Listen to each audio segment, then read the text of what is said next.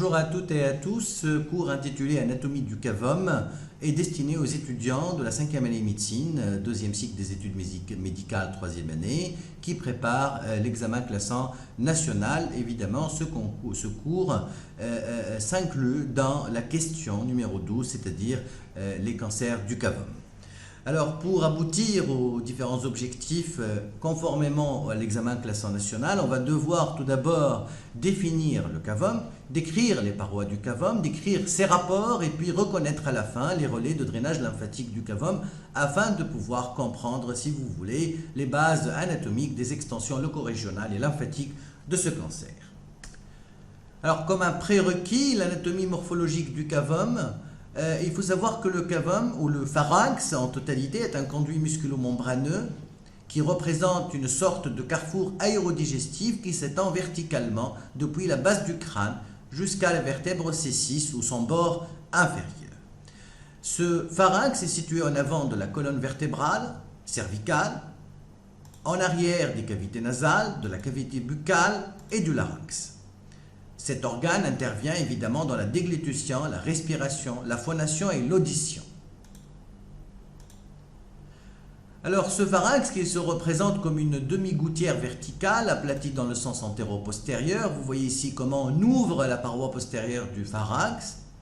Cet organe est parfaitement fermé en arrière mais ouvert en avant sur les différentes cavités de la face et du cou.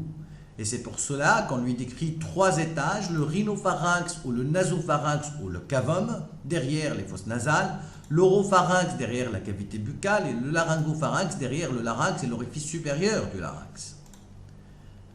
Alors concernant l'anatomie morphologique du cavum, il faut savoir que le cavum est un parallélipède limité en haut par la base du crâne et puis en bas par un plan horizontal passant par le palais dur. C'est le tiers supérieur du pharynx si vous voulez. La paroi supérieure du cavum est représentée par les 2 tiers postérieurs de la face inférieure du sphénoïde et la partie basilaire de l'os occipital. C'est là où on va trouver les amygdales pharyngiennes responsables des pharyngites. La paroi postérieure prolonge la paroi supérieure. Elle est formée par la partie basilaire de l'os occipital, mais aussi par la membrane atlanto-occipitale du rachis cervical. La paroi antérieure, quant à elle, elle est virtuelle, elle est ouverte sur les choanes, séparée sur la ligne médiane par le bord dorsal du l'os nasal, et puis la face postérieure du voile du palais. Voici les choanes qui communiquent donc avec le cavum. Et regardez ici, sur la flèche bleue foncée, vous avez le voile du palais avec sa face postérieure. Alors les parois latérales comportent un élément anatomique essentiel qui est l'orifice tubaire de la trompe auditive ou de la trompe d'Eustache. Cet orifice est bordé par un repli qui s'appelle le torus tubaire et derrière lui on trouve un récessus pharyngien ou ce qu'on appelle la fossette de Rosenmüller située entre le torus tubaire et la paroi postérieure. Et il faut savoir qu'à peu près 50% des carcinomes du cavum se développent à ce niveau et le comblement de cet espace sur l'imagerie en coupe est un signe d'un cancer du cavum qui se développe à ce niveau. Regardez là, vous avez donc l'orifice tubaire, le torus tubaire et le récessus pharyngien. Alors quels sont les rapports du cavum et comment on peut expliquer le développement des cancers et leur extension locorégionale grâce à ces rapports? Alors tout d'abord, il faut savoir qu'en haut, le cavum est en rapport avec le clivis occipital, avec le corps et le sinus sphénoïdal, et puis avec la fosse cérébrale moyenne, notamment le sinus caverneux, avec l'envahissement des structures anatomiques à ce niveau, que ce soit vasculaire ou nerveuse, et puis l'apex du rocher. En arrière, le cavum est en rapport avec l'espace rétropharyngé, avec les muscles et les ligaments prévertébraux, le processus basilaire de l'os occipital, l'atlas, la première vertèbre cervicale, et l'apophyse odontoïde de l'axis. Alors pour des cancers très évolués, ils peuvent envahir même l'endomoelle, c'est-à-dire la moelle épinière cervicale. Latéralement également, on a des rapports qui sont centrés par l'orifice de la trompe auditive, avec le torus tubaire et le récessus pharyngien. Au-dessus donc de l'orifice de la trompe, c'est la trompe elle-même qui est envahie, et puis au-dessous de la trompe, on va avoir donc un envahissement par l'intermédiaire du diaphragme stylien à ce niveau, avec le foramen de l'acérum, l'artère carotide interne, la veine jugulaire interne et les nerfs qui sont à ce niveau, c'est-à-dire le 7, le 9, le 10, le 11 et même le 12. Regardez ici, vous avez là le diaphragme stylien, là c'est l'extension latérale et postérieure vers ce paquet vasculaire et nerveux du cou. La même chose sur ce schéma, vous voyez le paquet, si vous voulez, carotidien et jugulaire avec les nerfs crâniens que je viens de citer.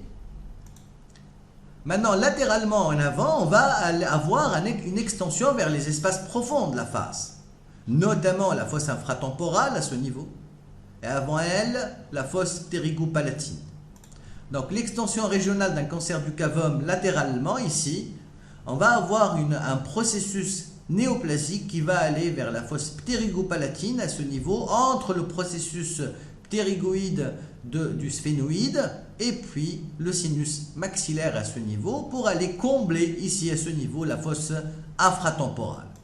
Ce signe clinique est un signe plutôt radiologique qu'on peut avoir sur l'imagerie, on ne peut pas l'examiner et un comblement de la fosse infratemporale à ce niveau est un signe d'une extension léco-régionale assez avancée des cancers du cavum. En avant, un cancer du cavum maintenant peut envahir les fosses nasales mais aussi le sinus maxillaire et même l'apex de l'orbite.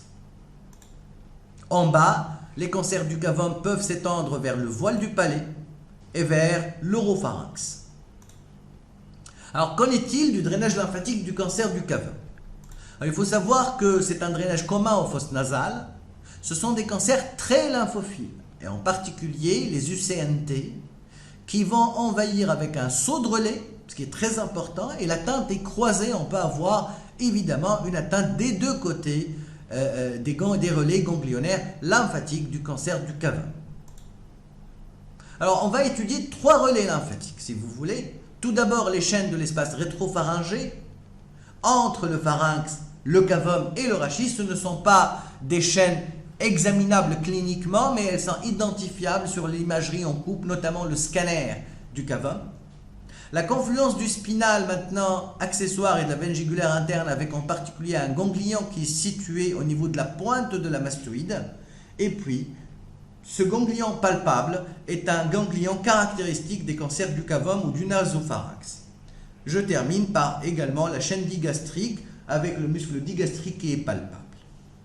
Alors, ces cancers du cavum peuvent envahir donc, que ce soit en antérieur les fosses nasales, occasionnant un comblement de la fosse nasale, ils peuvent envahir la trompe d'Eustache latéralement, occasionnant une baisse de l'acuité auditive par une surdité de transmission, une otite séromuqueuse par donc comblement de la caisse du tympan à cause de l'obstruction, donc si vous voulez, de la trompe d'Eustache. L'envahissement supérieur se fait vers l'endocrâne et le sinus sphénoïde et puis le sinus caverneux avec l'étage moyen de la base du crâne, et puis l'envahissement postérieur vers l'espace rétropharyngé et le rachis cervical.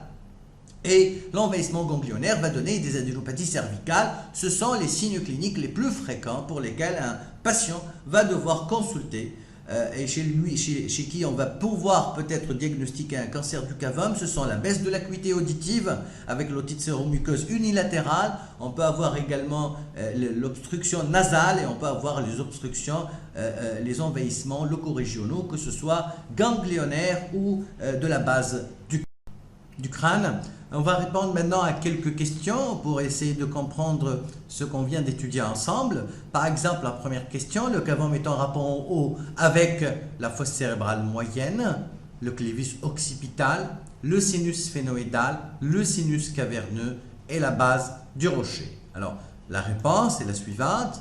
C'est A, c'est-à-dire la fosse cérébrale moyenne, c'est un rapport supérieur.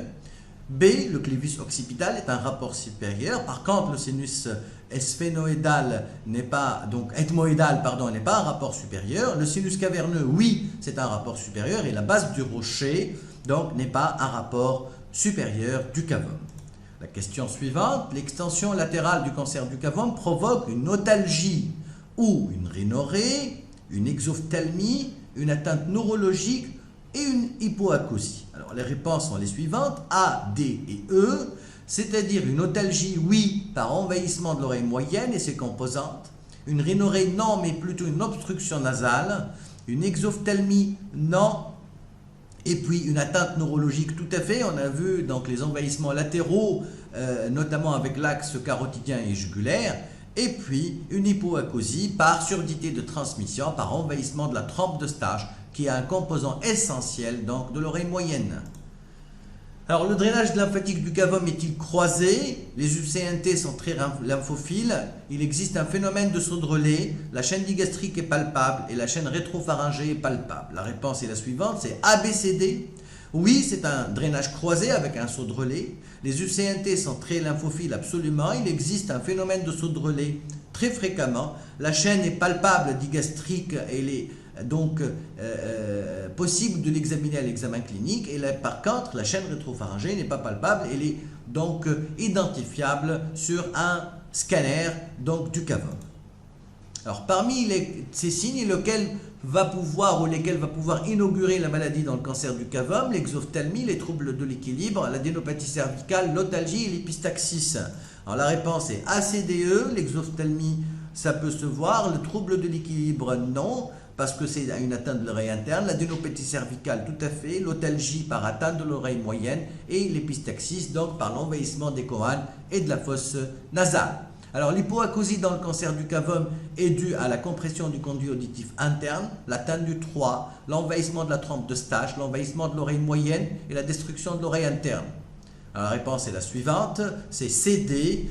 Donc, il n'y a pas de compression du conduit auditif interne. La tête du 3 n'a pas de relation parce que le 3 est un nerf oculomoteur. L'envahissement de la trompe de Stache, tout à fait. L'envahissement de l'oreille moyenne, oui, parce que la trompe de Stache est un composant de l'oreille moyenne, il faut le savoir. Et puis la destruction de l'oreille interne, non, parce qu'il n'y a pas d'envahissement de l'oreille interne. Je vous remercie pour votre attention.